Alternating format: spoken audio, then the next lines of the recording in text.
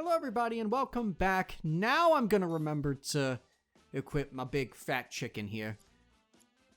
And I think now with the proficiency achieved in whatever this is, hard edge, I'm gonna switch back to Buster? Yeah, Buster. Iron Blade, that was the sword that I thought looked pretty good. Yeah, but by your standards, it's still not... oh yeah, no, it's still ridiculous, but it's probably the closest to being the least ridiculous. Actually, you know what? The nail bat is probably the least ridiculous and the most practical. And I can't believe I'm saying this because it's a fucking nail bat. Sorry, because it's the nail bat. You can censor that word. But it is the least ridiculous. Poison. And I'll leave it as is. So okay, now you let's go. won Madam M a million gil. There you are. I've been And looking for Aerith, you a new two. dress. So Madam M wanted me to give you a message.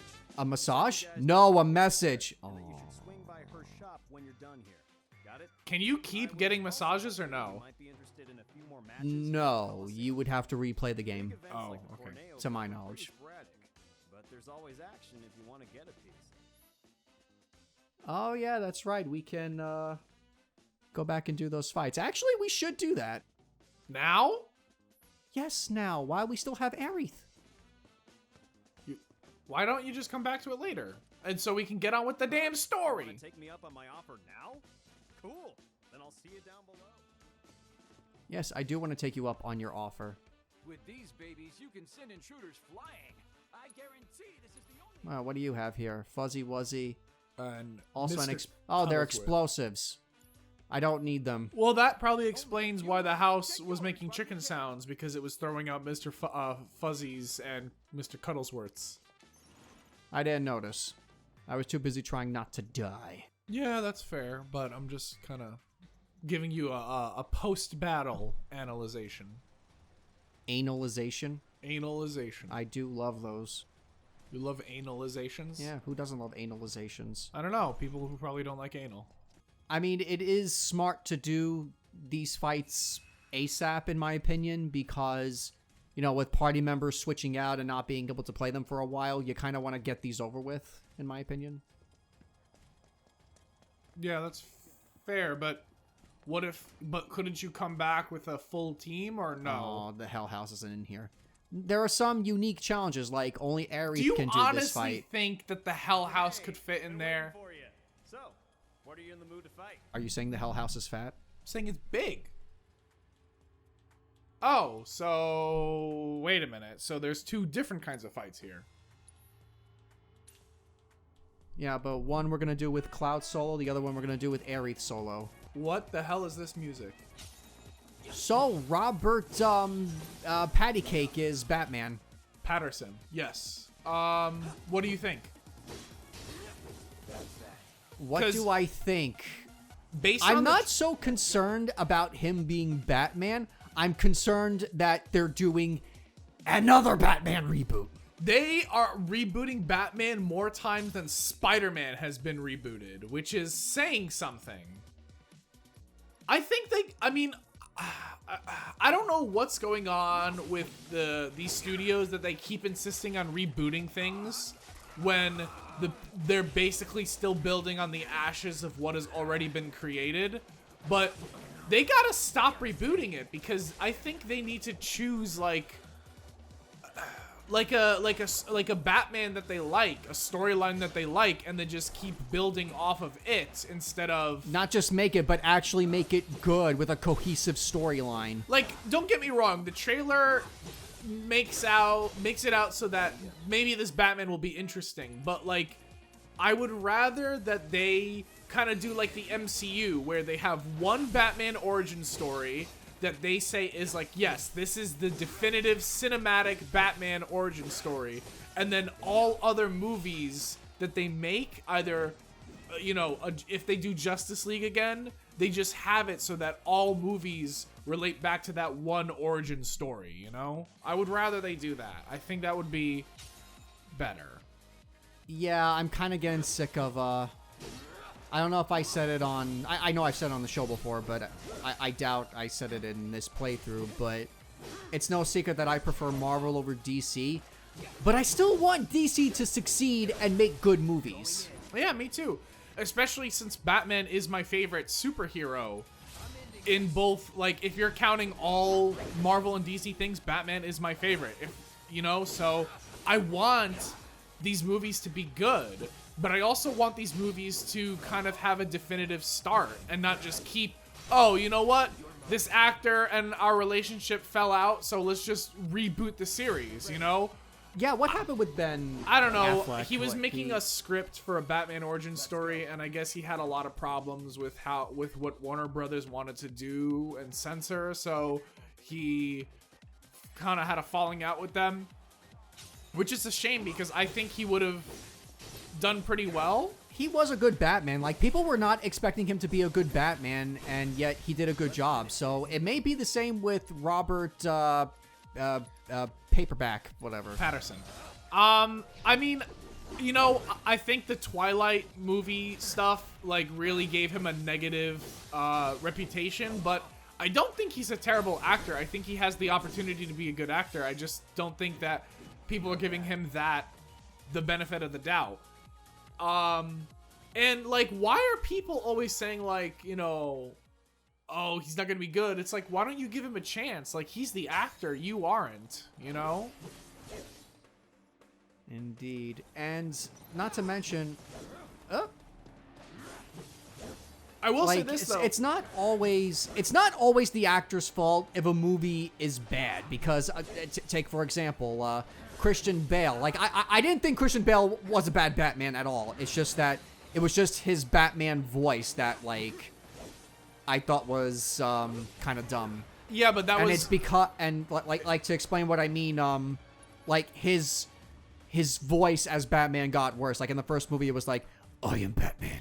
And the second movie, I am Batman. And then by the third movie, it was like, I am Batman.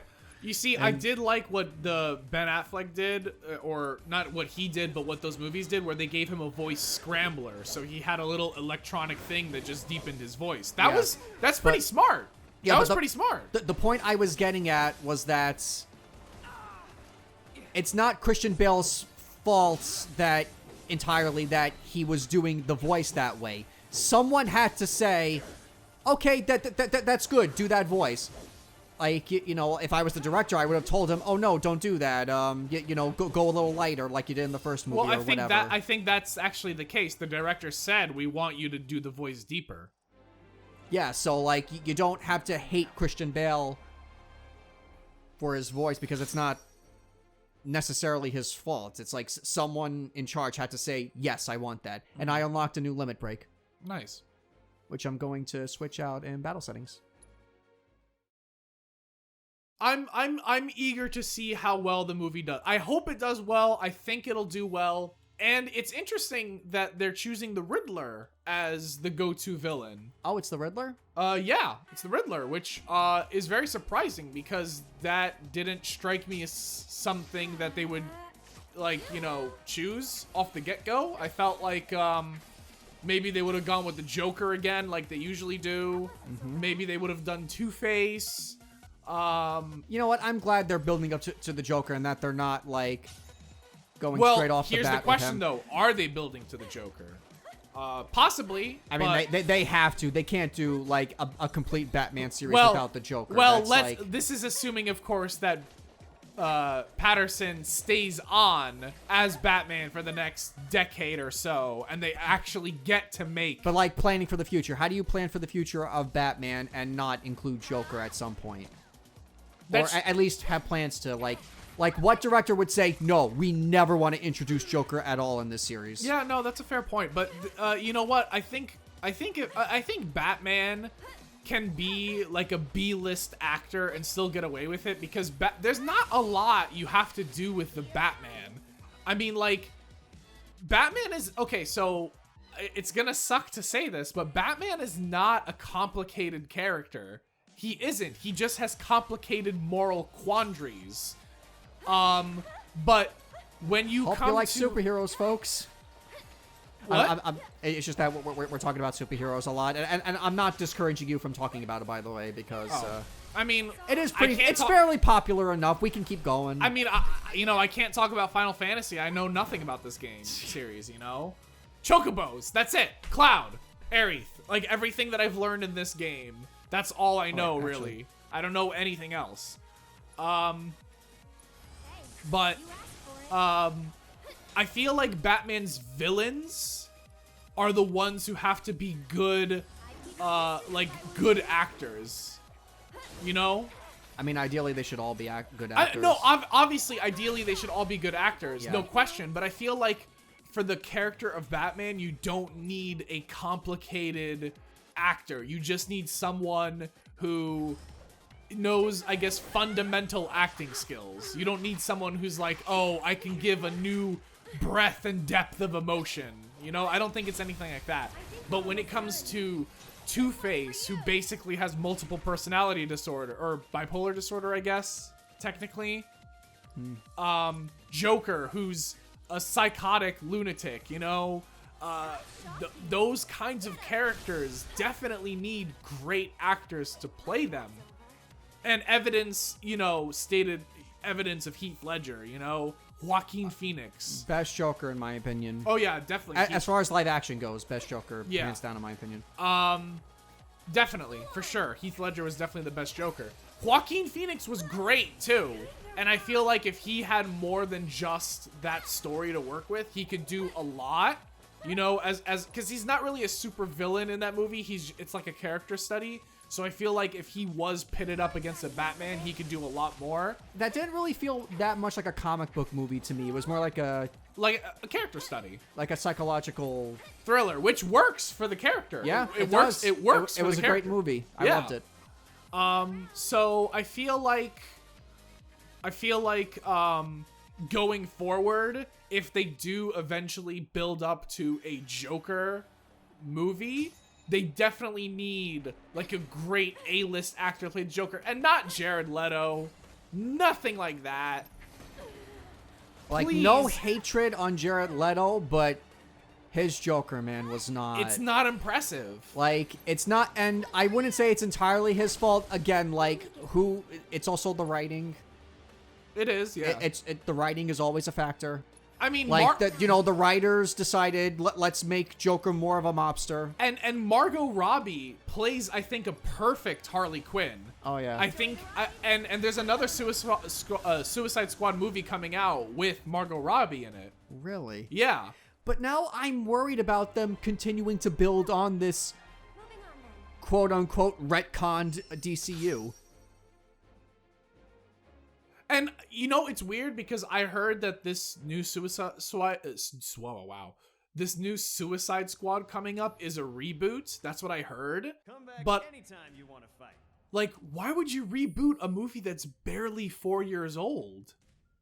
I didn't think Suicide Squad was that good. I had fun with the movie. I just didn't really care that much. Oh, no, it wasn't like a great movie, but I definitely had fun watching Will Smith and Margot Robbie. And like I said, Margot Robbie's a great Harley Quinn. So if they do anything with live action Harley Quinn, just keep bringing back Margot Robbie, because she plays the character very well. So I feel like Margot Robbie is your A-list Harley Quinn. And if they're rebooting Suicide Squad and it is taking place in Patterson's Batman universe, I'm fine with that. I'm fine with them taking actors that we've already seen and just like bringing them into a new universe with a new continuity. But for me personally, I'm really okay with, and maybe this isn't popular for everyone, and maybe you might say anything against it, but I'm okay with them getting new actors to play a role in the same continuity. I mean, Rachel was played by two different actresses. Yeah, that was fine. I didn't. Yeah, like, but to be fair though, I didn't see the first one first. I saw the second movie first, then I saw the first one. Okay, that's fair, but I always, like, when I saw the second movie, I was like, why does Rachel look so different? Like, I didn't realize at the time that it was a completely different actress. It took me like 30 minutes watching the movie to realize that it was a different actress. But again, I'm fine with that. I don't. Now I understand why you didn't recognize Vanitas in Birth by Sleep. Yeah, I'm bad with faces like that. You know. Okay, Jason, did you know that Clark Kent is Superman? Really? Yeah, I didn't know. I guess you didn't realize it because I guess the glasses. It's the glasses, of course. Andrew, you're a genius. Okay, I forgot to switch out the limit break. Sorry, folks. Ascension. Yup. But as I was saying, I'm fine if they change the actor but keep the same continuity. You know, I think that's okay. You know, because, you know, Let's stick with healing. we're real people. We age, you know, movies, they have backwards production changes, you know, people have different ideas, they leave projects. So I'm fine if they change the actor, but just keep the same continuity. Like if Patterson didn't work out as Batman and the next movie they want to change him with someone else, I can't really think of an actor, but if they change him out, I would be fine. I would still recognize, okay, this is Batman, this is Bruce Wayne. It's the same character, just with a different face. That's it. I think for the most part, I would still prefer. I want them to reboot the DC universe. You would want them to reboot the DC universe? Yeah, I don't like how it turned out. I don't know if that's a smart decision, and I'm not claiming that I know what the best decision is for the franchise and the fans, but well, I mean, given the fact that they're getting Patterson as Batman now, it's a good possibility that's their reboot in a sense. You know, their hard reboot is get a new actor, get a new script, get new identities, you know? But like, you know, Justice League and Batman vs Superman, all those movies came out like 4 or 5 years ago. And I feel like that's not enough time to reboot a movie. I feel like they did that too quickly. I mean, I love Tobey Maguire's Spider-Man movies. I used to like them, but now they were like comic book cheesy, you know? I liked Andrew Garfield's version better. I did like Andrew Garfield too, but I feel like the time between Spider-Man 3... Or, not Spider-Man 3, sorry. I feel like the time between the first Spider-Man movie and the new Amazing Spider-Man with Andrew Garfield, I feel like that was enough time to justify a reboot. Not between the third and Andrew Garfield. I'm talking about, like, the first movie in the series. I feel like that was enough time to justify a reboot. You know, they did plan on having Andrew Garfield... rude. On having Andrew Garfield be introduced into the MC universe and the Avengers and all that. And I was disappointed when it didn't turn out that way and that they rebooted Spider-Man again, but I'm glad the way they handled it. Like, since we lost Andrew Garfield, I think rebooting Spider-Man again, giving him another origin story. By rebooting, I mean doing his origin story over again with what the hell's the new kid's name? Tom Holland? Tom Holland. Tom Holland, yeah. Yeah, I think it was probably better because we already had 2 Spider-Man origin movies in recent years. Maybe it's best not to do another one again within that time frame, unless so much time passed, which didn't. Well, he's kind of locked in now. He's part of the MCU. Yeah. So I feel like once you do like a big mashup like that, you're locked in, you know? Like that's your origin, you know? And I think they did it pretty well, you know? I think they didn't do like the Green Goblin thing, but I feel like the Green Goblin thing wasn't deserved because Green Goblin is usually like Spider-Man's big villain in the same way that Joker is Batman's villain. So I feel like the next movie, Goblin's not that big of a villain, period, compared to Joker. I think Joker is better than most, if not all, Marvel villains. especially Heath Ledger's. Yeah, especially. But, like, not just Heath Ledger, but also Mark Hamill's Joker. Like, Mark Hamill's Joker is interesting because it's not a live action Joker. It's just entirely voice work. But it's like we still look at that as a great character just from the voice work, you know? You gotta scan him, yep. I know, I got him. Of course he's weak to You know, fire. I didn't watch the the Batgirl show, which I completely forgot exists, by the way. But in the Batgirl show, they brought Kevin Conroy as Batman, as like an older, kind of crippled Batman. So this is like, that was like the first time that a voice acting Batman came on to live screen. And I would not have known that if someone from here didn't make a video about that and it ended up on my feed. End up on what? It ended up on my feed, like, completely by your random. feed. I thought you said peed. No, my feed, my YouTube feed. It just randomly, his video popped up. I saw his name. I was like, holy shit, there's no fucking way. This guy ended up on my YouTube feed.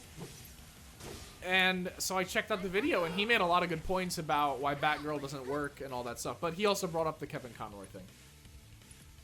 Also, I gotta say, DC shows have an awful habit of dragging their shows out for way longer than they should be, and then the shows just end up tanking in quality. Like, I hated what they did with Gotham. oh yeah, no. Okay, so Gotham, I have so many things I would say about Gotham. Don't get me fucking started on Gotham. Should we still be talking about all this DC stuff? while you're playing? This is kind of like a filler episode because this episode is just us taking care of this side stuff first. And there's going to be a lot more side quests coming up. So if you want to continue the conversation All right, now, fine. I'll or talk save it for about later, Gotham. It doesn't matter. I feel like we should have a dedicated like podcast or something to this kind of stuff, the way we're talking about it. But sure, Gotham. Okay, I was invested in the beginning because I thought the concept was interesting. It's James Gordon, right? He's younger, he's getting started, he's fighting mobsters, and maybe every now and then, some of the more, I guess, older Batman villains, by the time they get to Batman's time, pop around. And then it's Batman dealing with the psychological trauma of losing his parents and maybe, like, getting on the path of wanting to become Batman. That was interesting. But then they started really pushing a lot of villains that shouldn't have even appeared yet. You know? Yeah, They like started Poison Ivy, like what? like aging Poison Ivy so that she was Spoiler. more mature. Oh, come on, the show's over already. It's been out for a while. That show was over already. The show was over when, spoiler, they kept bringing people back to life. That annoyed the crap out of me. But that's a problem that I have with every single TV show, not just DC, but any TV show where a character dies and comes back to life. If that's not at the core mechanic of the character or the story, then that is a cop-out, and it's annoying. Like, okay, so I've mentioned before that time travel. If time travel's not at the core mechanic of the story, then I have problems with it because I feel like time travel's a cop-out. So Doctor Who, I'm fine with time travel because that's the whole point. You know, he travels through time and space. So that's fine, you know? Back to the Future. That's fine because that's the whole point of it. They travel back in time or forward in time, whatever. You know, I'm fine with that concept. But if it's like, if we're playing Final Fantasy right now and we get to the end of the game and like the world dies or whatever, but then Cloud goes back in time and like to the beginning and then he fixes something that shouldn't have happened and that resets everything. If they did that, I would be fucking pissed. No spoiler, but there is something to do with timelines. Damn it. That I want to talk about later on. The game doesn't make it clear if that's the direction they're going or not. I would think, but... Okay, well, that's just an example off the top of my head. So, in that same vein, if you have a show and a character dies and they use some really fucking crazy magic or some bullshit to bring a character back, I'm not invested anymore. Like Ra's al Ghul, his whole thing is he keeps going into the Lazarus pit to restore his health, to heal his wounds so that he's immortal. Fine. I'm okay with that if you only make it work for for him, for Ra's al Ghul, and then the one time for Jason Todd when he becomes Red Hood. If you do that, if you do just that and keep it to those two characters, I will be okay with it because you do it situational and you have to deal with the psychological damage that comes with that. But if it's like, Alfred dies, bring him back, Lazarus Dragon Pit. Balls. You know, Dragon Balls, Lazarus Pit. That's actually... James Gordon died? Lazarus Pit. Bring him back, you know? Like, yeah. I fucking hate that. And Dragon Ball Z, again, it's okay because that's the whole point of the mechanic of the Dragon Balls. You can wish people back from the dead. It wasn't always like that because in Dragon Ball, getting the Dragon Balls wasn't that easy. It actually took time to gather. But then when Dragon Ball Z came around, then gathering the Dragon Balls was a non-issue for the most part. Yeah, but don't they still have like a year cooldown? Yeah, they do have a year cooldown. And until they return But back to you normal, know, they just look like there's regular another rocks, there's right? another set of Dragon Balls too. There's the Namekian Dragon Balls. So But didn't they bring those over from Namek as well? yeah, but then they went back to Namek after they brought Namek back. Anyway, next time on Dynamite Bros, we'll continue with the plot.